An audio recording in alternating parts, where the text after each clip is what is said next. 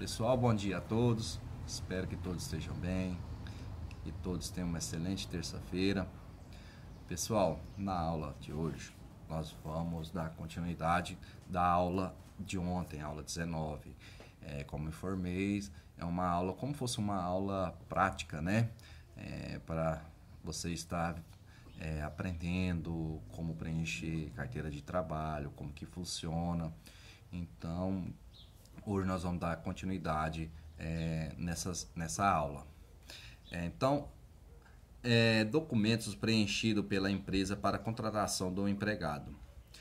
Primeiro, tem que ter a ficha ou livro de registro de empregados, contrato de trabalho, termo de responsabilidade, ficha de salário familiar e declaração de dependentes para o imposto de renda. Esses itens são a empresa que preenche, e quem fica responsável é vocês, futuro assistentes de recursos humanos. Então são vocês que vai estar preenchendo, vai estar verificando esses itens na empresa, tá? Então vamos falar sobre o livro ou ficha de empregado. Dentro do livro ou ficha do empregado, isso quem adota as empresas, né?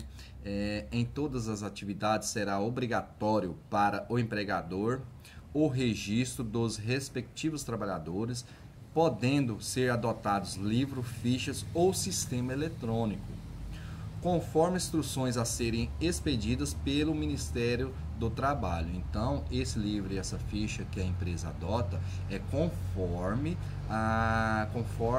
as instruções do Ministério do Trabalho, dentro do artigo 41 da CLT. Além da qualificação civil ou profissional de cada trabalhador, deverá ser anotados todos os dados relativos à sua admissão no emprego, devendo constatar os seguintes elementos mínimos indispensáveis, conforme o artigo 41, parágrafo único da CLT. Então, embaixo tem todos os dados que a empresa tem que coletar do funcionário, né, do novo contratante da empresa, a pessoa que vai ser contratada pela empresa, e vocês que vão estar coletando e colocando no sistema eletrônico, ou na ficha, ou no livro, esses dados do funcionário. O nome do empregado, data de nascimento, filiação, nacionalidade e naturalidade, número e série de carteira de trabalho e previdência social, número de identificação do cadastro no Programa de Integração Social, que é o PIS, data de admissão, cargo e função, remuneração, jornada de trabalho, férias e acidente do trabalho e doenças profissionais, quando houver. Tá, pessoal? Então, algum desses itens nós vimos ontem na aula, né? Na aula de ontem nós vimos sobre PIS, sobre o número de série de carteira de trabalho. Então, você já está um pouco por dentro sobre esses itens. Embaixo eu coloquei um exemplo de livro de registro do empregado. Isso é um exemplo que eu peguei na internet. Então, a foto não ficou muito boa, mas dá para ter uma noção, dá para ler. Então, aqui a ficha de registro do empregado. Então, tem o número da ficha, né? Isso vai ser sucessivamente 01, 02, 03, enfim, vai ao decorrer de as quantidades de funcionários que vai passando na empresa. Tem o nome da firma, né? Qual que é o nome da firma, o endereço e o CNPJ. Logo embaixo vai ter já a foto do funcionário, aquela fotinha 3x4, e assim os dados do funcionário. Embaixo vai estar a situação perante do Fundo de Garantia do Tempo de Serviço. Isso aí vocês vão estar preenchendo manualmente ou digital, né? Eletronicamente, vocês vão estar preenchendo todos os dados do funcionário. E mais embaixo nós temos a ficha de registro dos empregados. Aí tem o nome da firma, o endereço, o CNPJ e assinatura de salários. Aí igual eu falei ontem para vocês, vai atualizando a carteira de trabalho do funcionário ao decorrer do período de tempo que trabalha na empresa e vai tendo aumento de salário ou mudança de cargo, né? O funcionário começou lá sendo um operador de máquina e depois de 2 anos ele adquiriu experiência, estudo, tudo mais e ele foi para a área de administração.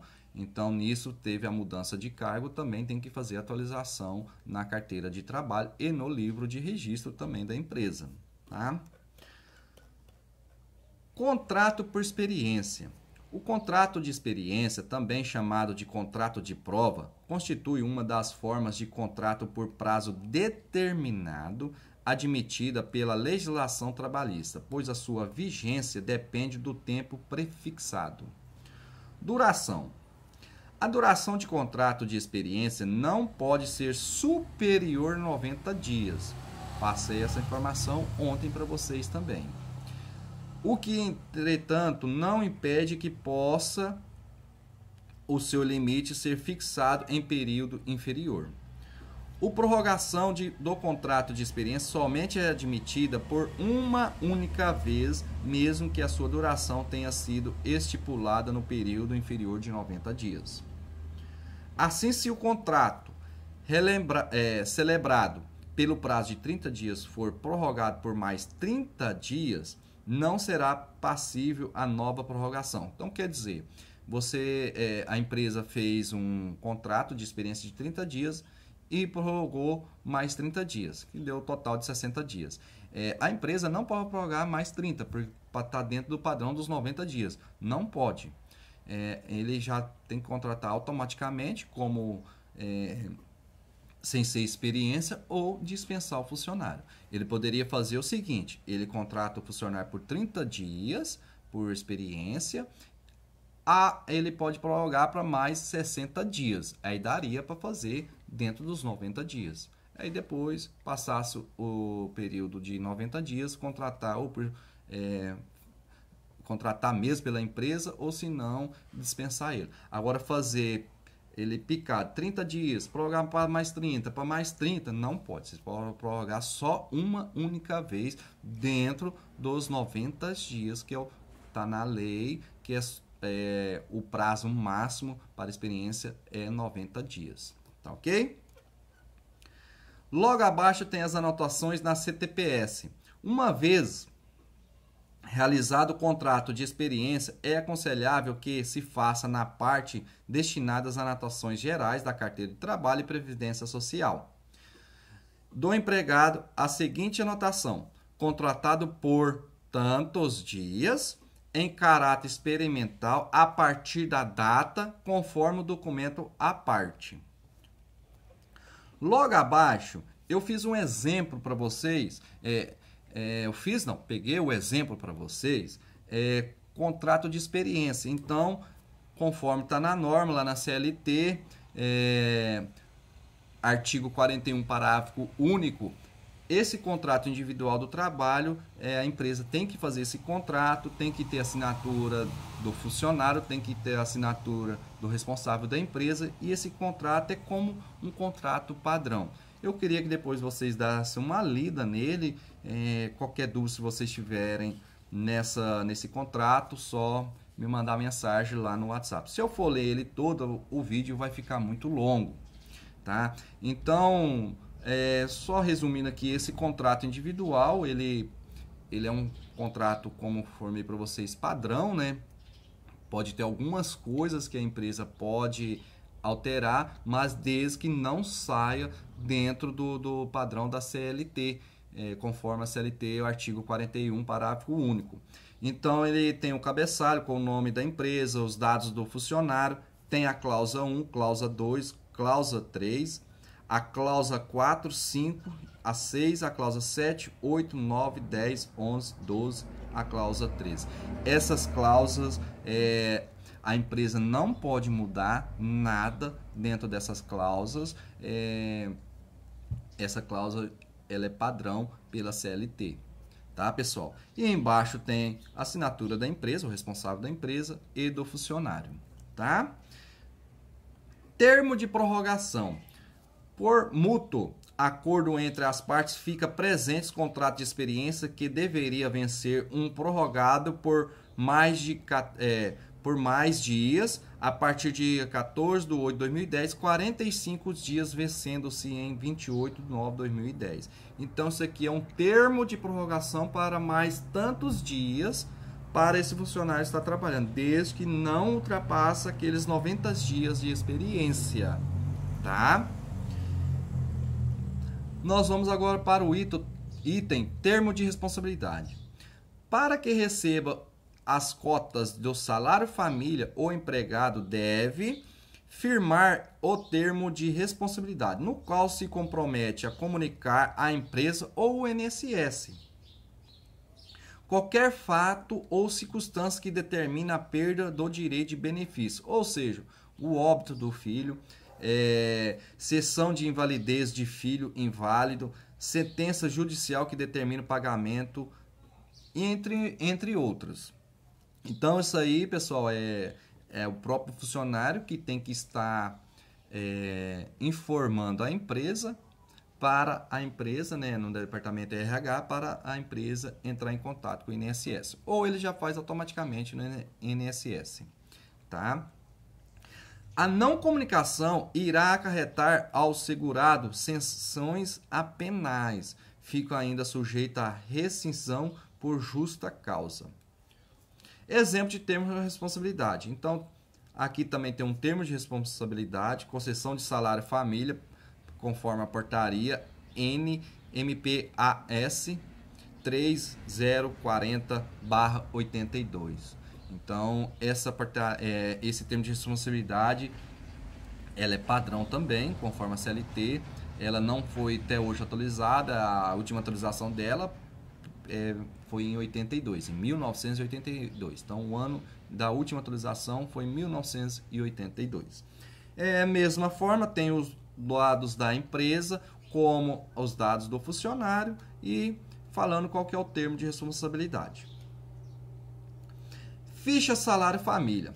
Será preenchida para o empregado com filhos de 0 a 14 anos ou inválidos e que faça justo ao benefício de salário família. Também um exemplo de ficha de... Eu também estou passando um exemplo da ficha de salário família. Vocês dão uma olhada, também é padrão, conforme a CLT, artigo 41, parágrafo único. E, por último, a declaração de dependentes para imposto de renda. Tal formulário será preenchido para os empregados que possuam dependentes para efeito de imposto de renda. O empregado, quanto dada admissão, deverá informar quais são os seus dependentes para a base de cálculo do imposto de renda a ser retido na fonte. A declaração é de inteira responsabilidade do empregado. Desculpa. A declaração é de inteira responsabilidade do empregado. Exemplo, declaração dependente de imposto de renda. Então, aqui tem um exemplo de ficha de declaração de encargos de família para fins de imposto de renda. Pessoal, declaração de imposto de renda trabalha das duas formas. A empresa pode adotar de duas formas. Uma, tem essas empresas maiores que já tem o escritório de contabilidade, né? Então, esse escritório de contabilidade já, de cada funcionário, ele já faz a ficha de declaração de imposto. Então, ele pega todos aqueles cálculos de tudo que ele recebeu durante o ano dentro da firma e faz os cálculos se ele precisa fazer declaração de imposto de renda ou não, se ficou alguma fonte, se está na fonte retida, algum dinheiro está na fonte retida, para ele fazer essa declaração. Então, isso aí quem faz geralmente é os contadores da empresa. Porém, tem aquelas empresas pequenas, né? Como eu falei para vocês no começo do curso, o Departamento de Recursos Humanos não fica somente para fazer pagamento de salário, né? Que muitas pessoas que não têm conhecimento acham que recursos humanos é só para contratar, ali fazer a entrevista e pagar salário, mas não é. Tem N serviços para estar fazendo dentro da empresa. E dependendo da empresa, se for uma empresa pequena e essa empresa não tem um contador para fazer esses tipos de serviço, Aí cabe ao departamento de RH fazendo essa ficha de imposto de renda. Não é que você vai fazer a declaração para o funcionário, a declaração de imposto de renda. Não. Vocês vão pegar tudo que ele recebeu durante o ano, vai jogar lá no sistema. Hoje em dia tudo é eletrônico, né? Então você joga no sistema o salário dele de janeiro até dezembro de 2020. Ali o próprio sistema já vai fazer o cálculo, o que tem na fonte retida, o que não tem, se ele paga pensão alimentícia, enfim. Vai jogar tudo ali e quando ficar pronto de todos os funcionários, o RH vai entregar para uma folha dessa para cada funcionário, para cada um funcionário da empresa. Então aí o funcionário com essa ficha aí ele vai atrás de um contador particular para estar fazendo essa declaração de imposto de renda. E tem aquelas pessoas que já têm um conhecimento melhor, ele faz essa declaração no próprio site da Receita Federal em casa. Mas não é vocês que vai estar fazendo essa declaração. Simplesmente vocês vão fazer a ficha informando qual foi o rendimento do empregado durante os 12 meses. Porque o funcionário, ele tem que ter essa informação, ele tem que ter essa informação, o que ele recebeu durante esses 12 meses de trabalho, o que foi descontado, para ele saber se ele precisa ou não fazer essa declaração de imposto de renda, o que ele tem na fonte retida. Então ele precisa dessas informações. Mesmo se ele o funcionário chegar num contador para estar no escritório de contabilidade para estar fazendo essa declaração, ele precisa dos dados. O contador precisa dos dados do funcionário, do que ele recebeu durante esses 12 meses, qual que foi o valor. Então, isso aí quem que passa é a empresa. Então, igual eu falei, tem empresas que têm já os próprios contadores, que já entrega prontinho, ou se não, é no departamento de RH que tem que fazer esse papel dessa declaração do imposto de renda, o que ele recebeu durante os 12 meses de trabalho. Tá ok, pessoal? Então, pessoal, a aula de hoje foi referente a esse componente, esse conteúdo. Eu queria que vocês dessem uma lida, uma olhada lá naquelas cláusulas de contrato por experiência. Qualquer dúvida, estou à disposição. Na aula de amanhã, nós vamos continuar com esse conteúdo. Nós vamos falar sobre a contribuição sindical. Nós vamos falar sobre também vale de transporte. Então, nós vamos terminar esse assunto. Tá ok, pessoal? Então, desde já eu quero que vocês tenham uma boa aula. Qualquer dúvida, estou à disposição no WhatsApp, na plataforma. E todos tenham uma boa aula e uma boa terça-feira. Tá ok, pessoal? A gente se vê daqui a pouco.